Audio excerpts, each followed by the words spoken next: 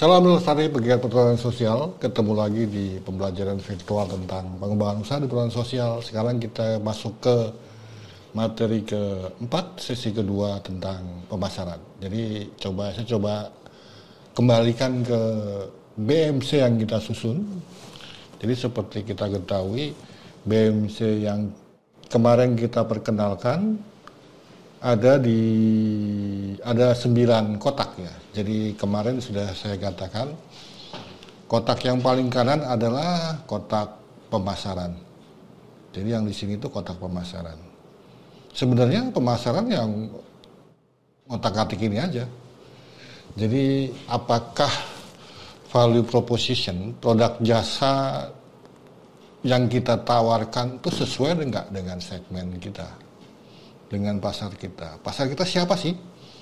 Siapa target pembeli kita? Kalau kita naik tingkat jadi misalnya dari pengepul desa ke pengepul kecamatan, berarti target pasar kita adalah pengepul kabupaten atau eksportir, kan begitu.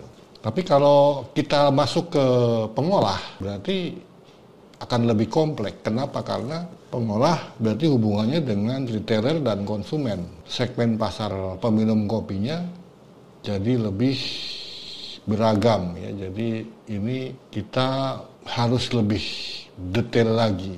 Siapakah peminum kopi kita? Nah, sebenarnya ini saja yang konsep di pemasaran yang penting. Jadi bagaimana produk jasa kita sesuai dengan segmen yang kita tuju, bagaimana cara menyampaikannya, mendistribusikan barangnya ke sini, ya, dan bagaimana membangun kepuasan pelanggan sehingga mereka datang lagi mau membeli produk kita. Itu konsep dasar pemasaran. Jadi intinya adalah ada kemarin kita di rantai supply sudah bicara tentang penawaran dan permintaan ya, penawaran dan permintaan. Ada supply dan demand. Jadi pasar adalah bertemunya supply dan demand. Bertemunya permintaan dengan penawaran. Kalau kita punya penawaran tapi tidak cocok dengan yang diminta, nggak bakal terjadi pemasaran. Kan gitu. Tidak akan tercipta pasar. Atau sebaliknya ada permintaan tetapi kita tidak bisa menawarkan yang diminta, juga tidak akan jadi penawaran. Jadi penawaran dan permintaan itu harus cocok, harus ketemu, harus match ya. Saya ambil analogi ini ya. Misalnya ada striker. Striker kan macam-macam ya. Ada kaki 3, kaki 2, kaki 3 lurus, kaki 3 segitiga. Jadi contohnya yang ini. Mana yang ini permintaannya? Permintaannya adalah kaki 3 yang segitiga ya, bukan yang lurus. Kalau kita menawarkan steker yang kaki 3 lurus, nggak bakal cocok. Jadi kaki 3 yang segitiga, kotaknya bukan bulat, kotaknya kotak gitu ya. Lobangnya kotak, bukan bulat. Beda dengan yang lobangnya bulat. Jadi ini harus ketemu nih, harus bisa masuk. Jadi produk, permintaan dan pemasaran, permintaan dan penawaran harus masuk. Itu yang disebut dengan produk dan market fit ya. Jadi kuncinya bagaimana apa yang diminta bisa kita tawarkan.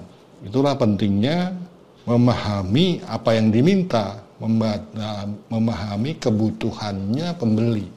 Seringkali kan kita tidak begitu.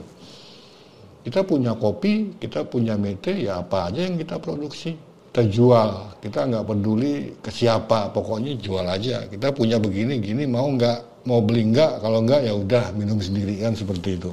Jadi konsepnya adalah bagaimana pembeli itu punya kebutuhan ya. Punya kebutuhan itu ada 2, ada kesulitan-kesulitan, ada keinginan-keinginan. Bahasa Inggrisnya itu pains dan gains.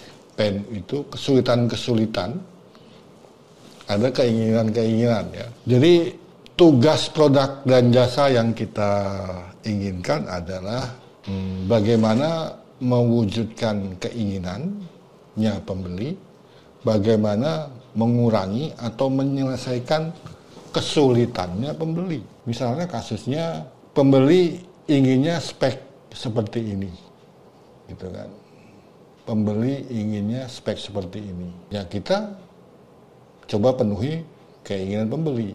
Atau kemudian pembeli punya kesulitan membawa produk dari tempat kita ke tempat dia. Ya, bisa nggak kita padukan spek yang bagus, yang sesuai keinginan pembeli tadi dengan servis pengiriman, kan seperti itu. Contohnya begitu. Jadi produk jasa yang kita tawarkan, jadi sekali lagi, sekarang konsepnya produk tidak sendiri. Ada jasa juga yang mengiringinya. Bisa nggak ini memenuhi keinginan dan mengurangi kesulitannya pembeli? Itulah penawaran dan permintaan. Jadi coba kita lihat, pasar kopi itu kan ada macam-macam. Paling tidak teman-teman bisa paham. Pertama ada wholesale, ada retail ya. Wholesale itu pasar grosir, bahasa sederhananya. Ada retail, pasar eceran. Keinginannya itu beda. Persoalannya, kesulitannya juga beda. Ada pasar dalam kopi, ada mainstream, ada specialty juga. Mainstream itu harga ditentukan sama bursa komoditas. Kopi robusta misalnya sekian dolar pada hari ini, besok bisa berubah ngikuti. Tapi kalau specialty tidak, specialty lebih ditentukan sama lelang biasanya. Jadi specialty lebih bagus harganya walaupun kuantitasnya lebih sedikit. Sementara mainstream kita mau supply berapapun kita punya, tapi harganya ya segitu-segitu aja. Nah ini sudah beda lagi. Keinginan sama kesulitannya beda. Jadi ada bulk itu asalan, ada yang tidak asalan. Jadi ada macam-macam jenis pasar. Jadi kita bisa tentukan kemana kita mau jual. Contoh misalnya di dalam kasus kopi, pengumpul desa itu wholesale, bulk, sorted ke kecamatan. Jadi dia cenderung tidak retail, jualnya grosiran.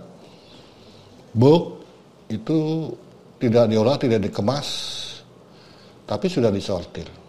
Kalau kecamatan wholesale, grosiran, bulk sudah disortir tapi juga di grading. Jadi dia mesin punya grading.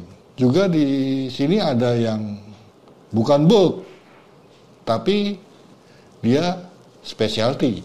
Kemudian kalau retail ada retail, mainstream, specialty dan package.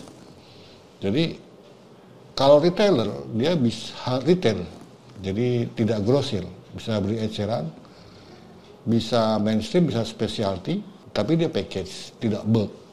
Jadi bulk lawannya package, specialty lawannya mainstream, jadi pilihan pasarnya. Retail lawannya wholesale, grosir sama eceran. Jadi seperti itu. Jadi karakteristik pasarnya beda-beda. Nah contoh kasus ya memang ada banyak kasus. Misalnya yang terakhir di Sumsel kemarin, ada pabrik karet yang ingin kerjasama dengan KUPS. Kebetulan dia produsen barang-barang cetakan karet, misalnya sarung tangan, alat-alat kesehatan seperti itu. Dia ingin dapat suplai dari KUPS. Kenapa demikian? Karena suplai KUPS itu sekarang seksi ya, punya nilai lebih dalam hal pelestarian hutan. Tapi kemudian karetnya masyarakat, kalau produsen barang cetak karet, suplai karetnya harus karet cair. Ya. Bentuk spesifikasi teknisnya bentuknya karet cair. Ya. Kemudian karena dia wholesale, bulk, dia butuh quantity. Dengan spek teknis tertentu, dia punya kesulitan mengumpulkan karet cair dalam jumlah banyak. Biasanya mereka impor dari negara tetangga. Nah, bisa nggak KPS atau KUPS ini memenuhi keinginannya pabrik bahan cetak karet ini? Yang jadi masalah adalah petani di sana tidak biasa panen setiap hari. Karena kalau pabrik cetak karet, sekali lagi harus karet cair, karet pekat dalam hal ini, dalam bentuk cair. Dan kalau karet dalam bentuk cair, petani harus panen tiap hari, harus langsung diorah, dipekatkan jadi karet pekat, disimpan dengan teknik penyimpanan yang benar. Nah, itu tantangannya.